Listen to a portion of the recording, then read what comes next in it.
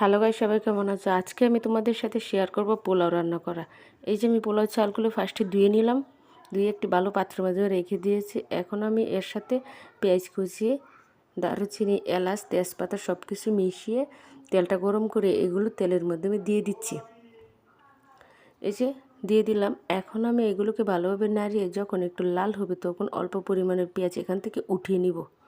উঠিয়ে নিয়ে এখন আমি চালগুলো এই তেলের মাধ্যমে দিয়ে চালগুলোকে আমি নাড়িয়ে ভাজা ভাজা করে নিব। অনেকটা সময় নাড়িয়ে নিব, প্রায় 10 মিনিট। তখন চালটা অনেকটা বাদামি কালারের হয়ে যাবে। এই যে দেখো চালটা কতটা সুন্দর হয়েছে, একদম বাদামি কালারের হয়েছে। এখন আমি চালটার মাধ্যমে পানি দিয়ে দিব। পানি দেওয়ার পরে এই যে দেখো আমার পোলাও কিন্তু হয়ে গিয়েছে। এখন আমি পেঁয়াজ কুচিগুলো দিয়ে দিচ্ছি পোলাওয়ের উপরে, ভাজা পেঁয়াজগুলা। অফ ক্যামেরায় মাংস রান্না করে রেখেছিলাম। দেখো পোলাও মাংসটা কীরকম হলো, তোমাদের কীরকম লাগে এটা।